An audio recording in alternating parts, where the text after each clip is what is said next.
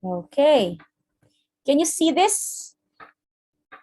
Let's start muna tayo sa what are the 5 basic components of supply chain management system. So this is from Mridul Bardwaj.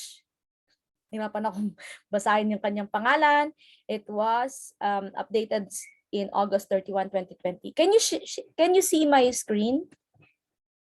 Wait lang. Let me share my screen. Can you see it? Yes, ma'am. Ayan. So, we have the 5 basic components of a supply chain management system. So, when we talk about supply chain management system, mula doon sa source hanggang doon sa produkto na ibinebenta, let's say, pagkain or yung higaan mo, 'di ba, yung sa room mo. So you have to consider yung supply chain. Ayun. So you have to manage your supply chain para kapag kasi minamanage mo yung supply chain mo, mas makokontrol mo, may certain level of control ka doon sa operations mo, doon sa process, and of course doon sa presyo, 'di ba? Ganun po. Malinaw? So, meron tayong tinatawag na supply chain management na ginamit na term ni Keith Oliver since 1982. Ito'y sinabi niya, integrate excellent specialized supply chain partnership through original equipment manufacturer. Okay. Ang sinasabi lang dito, there are different models about supply chain management na nagsimula kay Keith Oliver. So meron tayong iba't ibang model like this, agile model. Pag sinabi nating agile model, this is ideal for businesses that deal in specialty order items. So kunwari may mga specialty products ka, so hindi lahat nakaka-offer nun, ikaw lang or very limited yung nakakapag-offer nun, agile model ang ginagamit mo. Continuous flow model naman, it offers stability in high demand market but with little fluctuation. Okay? So, example, pwede ba natin ipasok sa continuous flow model yung rice? Bigas. Yes or no? Take note, stability in high demand market but with little fluctuation. Rice is not. Kasi ang grabe mag-fluctuate ang rice natin. Okay? Custom configured model, it provides custom configurations at production and assembly level. Pag sinabi natin from the root word custom, so kino-customize natin yung production natin, yung assembly level natin para mas mabilis, mas efficient, mas effective yung pagbuo, yung operations natin.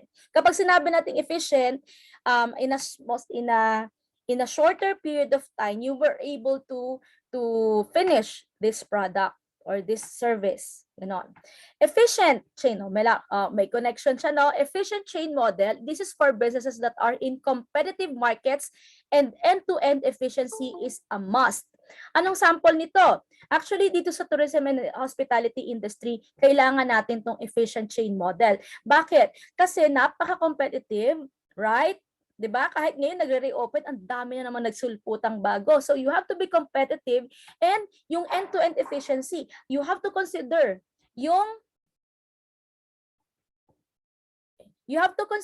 the what do you call this? The source of the products, of the services that you offer hanggang sa maibigay mo yan dun sa kliyente mo. End-to-end nga, okay? Fast chain model is for businesses with products that are trendy and have a short life cycle. Okay. So, usually yung mga yung sa mga milk tea, yung mga coffee, pasok yan sa fast chain model kasi from time to time you have to deal with new trends. Okay? Bago na naman, bagong flavor, bagong offerings. Flexible model, it provides the freedom to meet high demand peaks and manage long periods of low volume movement. Actually, dito sa flexible model, yung pwede nating ipasok yung travel and tours kasi may mga times na talagang high demand. Di ba seasonal? Yung mga travel and tourism, tour operations, may mga high demand peaks yan. Pero may mga long period na talagang wala. Wala kang turista. Okay? Supply chain operations reference or the SCORE model, this is assessed waste. You establish standards and continuous improvement in the supply chain model system. Tinitingnan ninyo, gaano ba kadami yung waste na nagagawa namin, na produce namin, or pwede ba namin mabawasan yung waste namin, nagagamit namin yung supposedly na waste? How would we establish different standards for each operation? And paano namin mai-improve ang aming supply chain management system? So yon. So technically, halos sa lahat ng businesses ginagamit ang supply chain operations reference model. So, is it pwede bang meron kang different models in one business entity? Pwede. Pwede 'yan. Okay? Although most of the businesses will use one model, pero kapag masyado ka ng masyadong what do you call this, medyo malaki na yung company mo, marami ng branches, so usually multiple models ang ginagamit nila for supply chain management. Malinaw? Yes po, ma'am. So sabi ko nga dito, supply chain operations reference model, madalas itong ginagamit halos lahat ng company. Kasi nga, for strategic decision making, ginagamit nila talaga tong SCORE model. And then, ito po yung mga elements ng supply chain management ng SCORE model. Okay, tingnan ninyo. We have the top level, configuration level, and the process element level. When we talk about top level, ito yung scope and content of the supply chain. Pag sinabi natin scope and content, hanggang saan lang ba yung scope natin?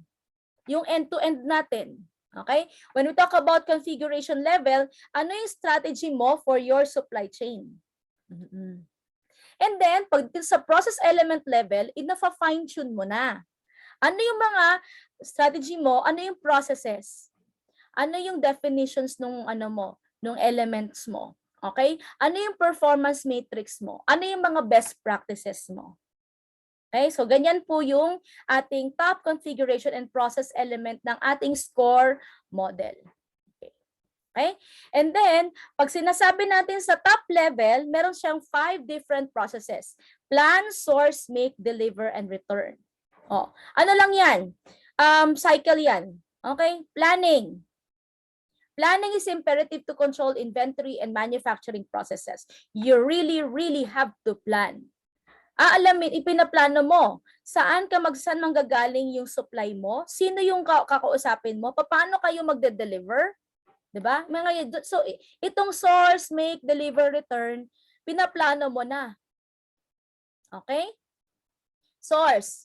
Sourcing is identifying vendors who will procure goods and services to meet your planned or actual demand in the most economical and efficient way. As I've mentioned earlier, pag sinabi natin efficient, in the shortest period of time, kaya mong ma-produce, economical in terms of the cost. Economical. Hindi ka masyadong gumastos, and mas maiksi yung time mo. Di tiba-tiba ka, kumikita ka talaga. Right? Pag sinabi natin sa make naman, ano yung preference ng consumer?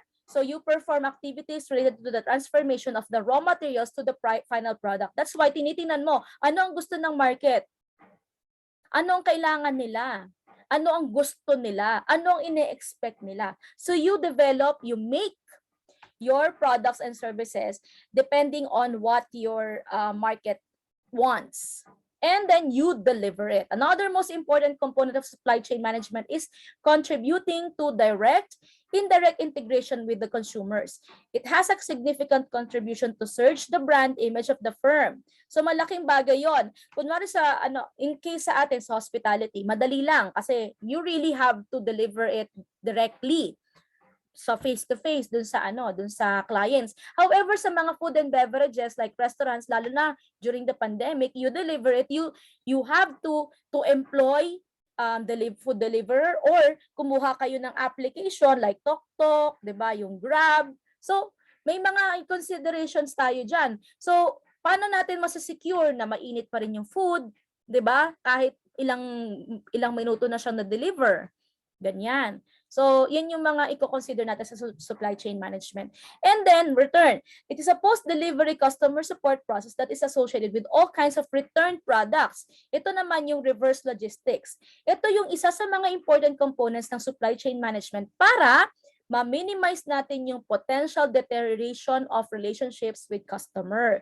So, depende yan. Possible na may return na, ay pangit, may mali dun sa ginawa sa deliver, or meron silang feedback, may magandang feedback sila. So, ituloy-tuloy ninyo yung mga nakikita ng mga clients ninyo na maganda ninyong proseso. And i-improve nyo naman yung mga nakita ng mga clients ninyo na ay may pagkukulang doon sa inyong entity or doon sa inyong operation. Malinaw? Hello? Opo. Ayan. O, sige. So, the supply chain operations model, nagsimula ka muna sa plan, and then source it, and then you make the products or the services, and then you deliver the products and services, and then the return. Okay, so that's the supply chain operations reference or score model. Okay, malinaw? Okay, anong significance ng supply chain management sa hospitality industry? HRM tayo dito, rather HM tayo dito, di ba? Hospitality management. Yes po, ma'am. Oo. So anong significance nito? Bakit kailangan natin na aralin ang supply chain management sa ating industriya? Number one, ayan, we have challenges. Sobrang dami ng challenges sa supply chain sa industriya natin.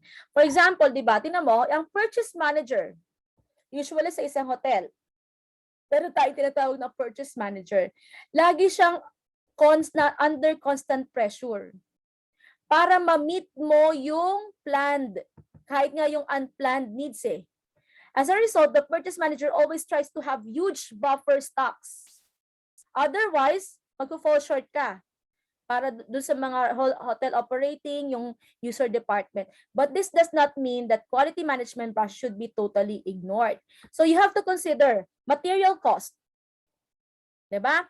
What are the quantities or the huge quantities of items that with less price? Kaya nga usually, diba, bumibili kayo in bulk sa hospitality. Tapos kumukuha kayo ng partner na supplier mo. Uy, baka pwede naman tayong kumuha ng rack rate or may tinatawag niyan eh, yung dahil ikaw yung lagi nilang sinusupplyan, may specialty rate ka na sa kanila.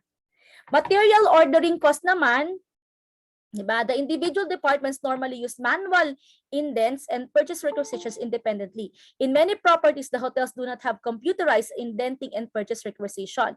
So you have to consolidate na yung mga indents and requisitions kasi it's time consuming kapag walang computer. So you have to place individual orders for same products due to difficulty in consolidation. Even for chain properties where different units are located in the same city, the hotels do not take advantage of bulk purchasing due to above reasons. So kasi minsan yung let's say si linen department, diba, napag-usapan natin yan, si linen department, si linen department, ito pala yung kailangan niya, pero very minimal yung quantity. So you have to consider that. O syempre, pag si purchase manager, dapat, may pumapasok ata. So dapat, ikaw na consider din, ina-advise din ni lead ng department, si purchase manager, na, ma'am, we will be needing this amount of linen in the next 3 years. Kasi po yan yung mga ganyan. So para pag bumili si purchase manager, may available in case na may nasira. Di ba usually may mga nasisira talagang linen eh. O na stain. Lalo kung mga puti ang mga linen nyo, na stain, hindi na pwedeng gamitin to. O ganon. Inventory holding costs. The purchase department, in the fear of not being able to give the right items to the user departments on time, stock large quantities of materials, and this occupies a large space and thereby leads to increase in cost. Diba? So, i-consider ninyo yon. Dahil nga bulto, bumili si purchase manager, kailangan meron kayong space. So, in terms of pagkakakitaan mo ba tong space na to? Technically, no. Kasi hindi mo siya mabebenta as a room. Pero doon nakastock yung inventory ninyo. Emergency purchase, the purchases are made on the request of the user departments on the spur of the moment and are regularized later by making the required paperwork. So yung mga bigla-biglaan. So due to lack of planning, emergency purchases are a matter of routine and not due to exception. Yun yung technically, ito yung mga iniiwasan natin. Na emergency purchase. At tapos dahil nga emergency yung pagbili mo, edi mahal yan. Diba? Unlike kung nabili mo siya in bulk, nabili mo siya ahead of time. Yan. So these are the factors that affect supply chain management in the hotel industry. Number 1, guests or customers. Diba? Paano yun? Customer satisfaction is of paramount importance to the hotel industry. So, kapag sa food and beverage production and services, yung housekeeping natin, yung front office management are given the utmost importance. While the back office operations such as the accounts, purchases, supply chain management take a backseat. So, dapat yan, i-consider mo na yan. Another factor, different types of management systems. So, ownership of hotels, franchisees, hotels which are run on operating contracts by chains. So, different management systems have different implications on the supply chain management. Especially, kunwari, ikaw ang owner, di ba? Katulad nung sa inyo, Mr. Lalong Isip, yung owner nung hotel ninyo is yung kita ninyo. So, direct, madali ang pakikipag-usap dun sa manager or dun sa owner. Unlike kung yan ay member ng isang hotel chain. Bago pa dumating doon sa kanila yung request mo, ay dumaan pa sa kung saan-saan yan. Diba? Bago ma-aprobahan yung request. Okay. In the hotel industry, all the efforts are customer-oriented. As a result, lot of cost reduction which can be attained through improved upstream functions of supply chain management. Remember, you have to improve upstream functions of supply chain management. Kasi nga, gusto natin na maging cost, anong tawag dito, effective and efficient. Diba? Cost effective and efficient. Medyo maganda yung presyo and mabilis ma-produce para kumikita ka. Okay? Ano yung benefits ng supply chain management? So, of course, the relationship between the supplier and hotel becomes stronger. Kasi nga, regular ka, di ba? Nakakakuha ka ng discount. And then, it leads to significant reduction in cost, helps continuous evaluation and improvement in the buying process, improve management information to future requirements. Kasi alam mo na, sino yung mga supplier mo na kaya mag-provide sa'yo ng ganitong bulto ng supply at a short period of time. O di sila yung ipaprioritize mo. And dahil nga, regular customer ka ng iyong supplier, edi, nagkakaroon ka ng rate. Katulad ko rin naman, kung ako naman yung client, regular customer ako ni hotel, so nakakakuha din ako ng mga perks dun sa hotel na yon. For example, sa Mahalta, actually regular client na ata ako sa Mahalta kasi yung last time na check-in ko doon, binigyan ako ng discount. Sabi niya, kilala na ako ng staff. Oh, 'di ba? So ganun 'yan. So nakakabuo ka pa ng relationship. No? So from end to end. Mula doon sa supplier mo, sa hotel, and then doon sa client mo. Malinaw? Malinaw tayo? Okay. Okay. So strategic methods explained. So identify your supplier. And then yung supplier evaluation and selection. So evaluate mo yung different suppliers mo. Okay, so are they able to supply the right goods at the right time? Oh, see, as I mentioned earlier, tama ba? Kaya ba yung in terms of quantity, in terms of quality, and then yung period na kailangan mo, nandyan ba? Can they provide with correct specifications which you have to review? Okay, supplier management, after the suppliers fulfill its obligation by delivering the required goods as per specifications, is the responsibility of the purchase department headed by the purchase manager to ensure supplier bills are paid promptly. Kasi nga naman, ang galing naman ng supplier mo, pero hindi mo binabayaran ng maayos. Sasama ang loob niyan. Hahanap ng ibang bibentahan niyan. 'Di ba? Ang gusto natin, na bubuo natin yung relationship natin sa supplier natin habang binubuo din natin yung relationship natin sa ating kliyente or sa customer natin. Hindi pwede na yung ating mga supplier natin, ginugutom natin na provide na yung ating needs tapos hindi ninyo babayaran. Halaga 'yon. Okay? So, supplier development and improvement is a very crucial step in the supplier chain management. So you have to have a careful consideration of the process that will contribute towards efficiency. Sabi natin na efficiency is yung short possible time na nagagawa yung time and cost saving. Okay? Are we good? Yes, ma'am. Okay. Now, what will be your activity? The activity, your final activity for this operations management is you have to craft a supply chain. Okay. You have to craft a supply chain of a certain hotel. Sa inyo, in your case, hotel na lang. Gawin ko na lang hotel. Or, mas maganda yung hotel kasi restaurant, pwedeng part lang ng hotel yun eh. So, alamin nyo yung supply chain ng hotel mula dun sa source.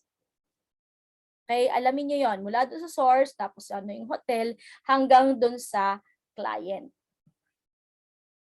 Okay, so anong strategy dyan? Alamin mo ano yung mga different departments ng hotel. And then, saan manggagaling yung supply na yon? Supply ng pagkain, supply ng mga furniture, supply ng mga papel, ganon. So, you have to develop a supply chain. Yan. I-draw nyo lang. I suggest you just draw it. Tapos, nakaano lang siya. Okay, this is the X Hotel or XYZ Hotel. Tapos, si XYZ Hotel, ito po yung mga departments na meron siya. Tapos, sa bawat department, ito po yung mga kailangan po niya na sources. Sino yung mga, and then, yung mga sources na yun, sino yung suppliers niya? And how do they, tapos pupunta sila ito sa purchasing office. Malinaw? Malinaw ang pinapagawa ko?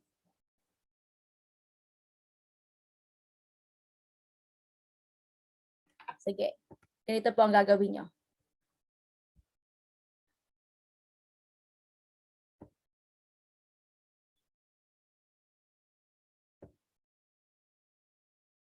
Create ako ng supply chain management.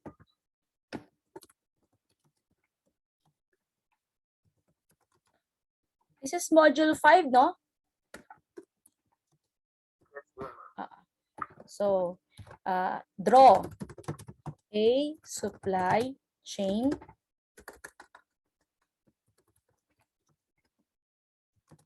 of a certain hotel. So, ang gagawin nyo dyan, siguro, mag-draw ako. Teka nga.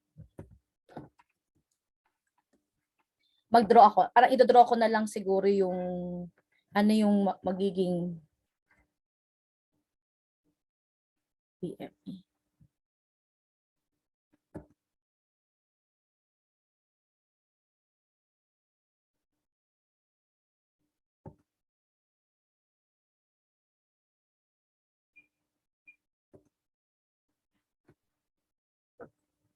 So, supply chain, draw natin.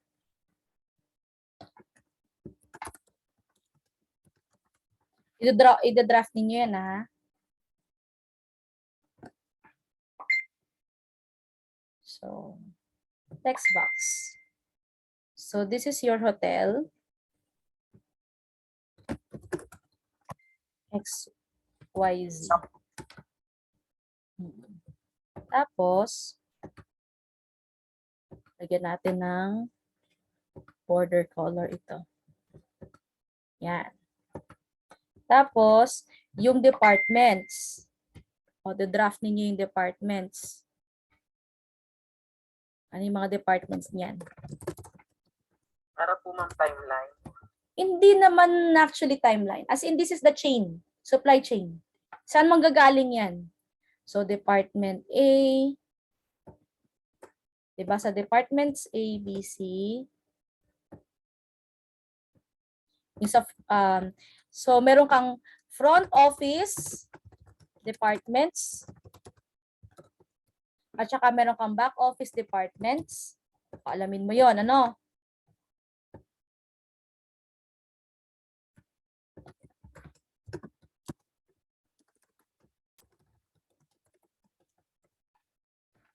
Tapos, so sa front office departments, meron kang A, B, C.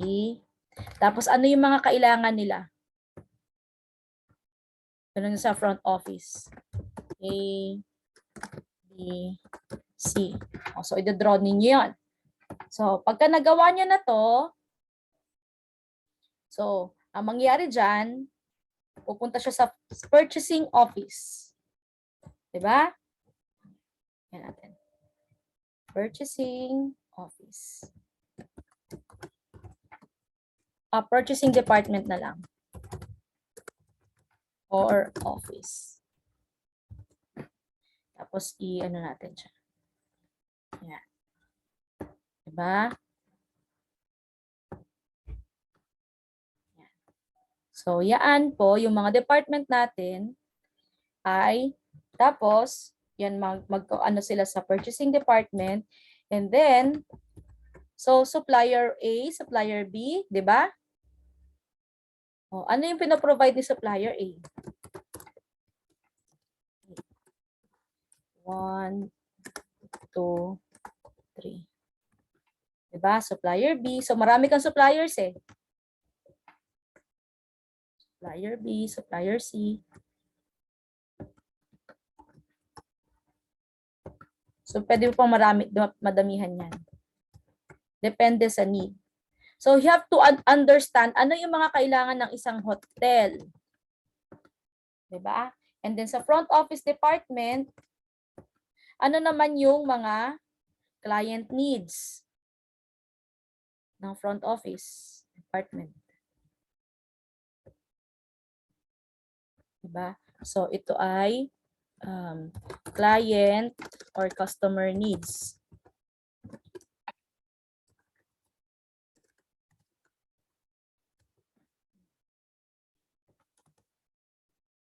Diba? Okay. And then, ito naman,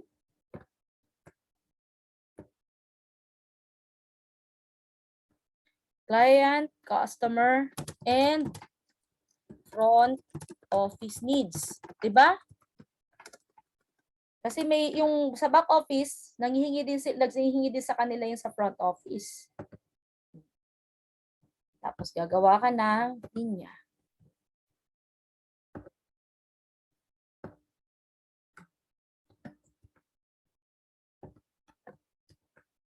Draw na natin. So pwede niyo pa madagdagan to.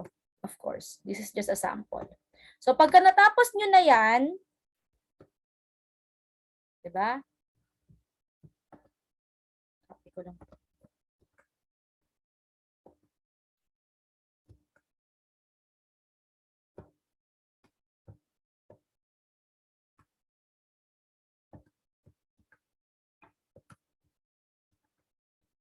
Pag nagawa niyo na to, i-describe niyo na siya. Meron kayong description sa baba. Bawat isang yan. Okay? Siguro mga 500 words. Pero pwede kasi naka-ano lang yan eh. Naka-bullet yung description ninyo. Para hindi kayo mahirapan. Malinaw na ang gagawin? Hello? Are you still with me? Yes po. Diba? So, ganyan po. So, kailan ang deadline ninyo to? Ano bang araw ngayon? Sabado. Until Saturday.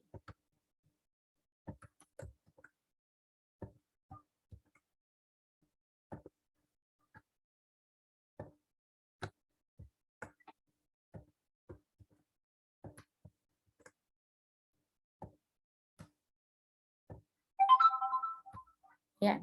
And then, gagawa tayo ng description sa baba.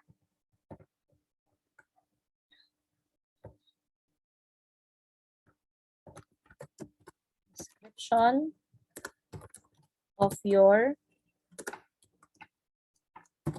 supply chain diagram, not more than 500 words. Yan. You can use bullet.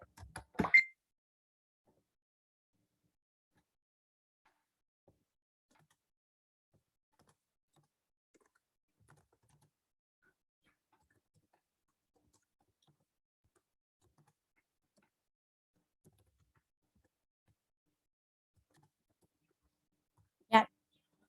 Okay? Malinaw? So, igagawin ko na to. Share ko na lang.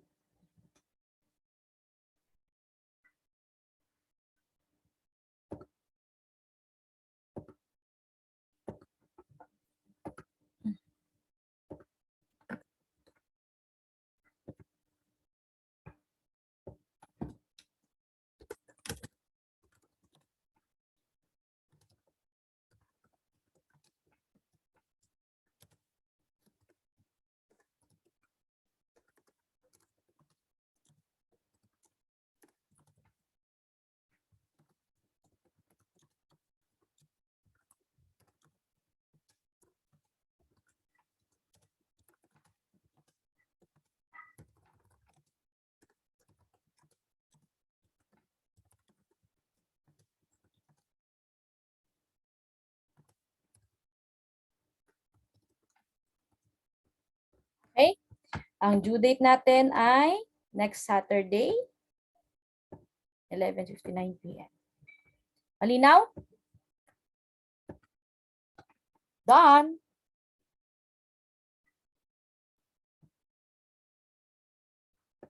Ayan siya. So of course, yung kung anong pangalan ng hotel na yon, and then ano yung mga departments sa front office, madadagdagan pa to, definitely. Lalawak yan. Binigyan ko lang kayo ng sample. Okay? Are we good?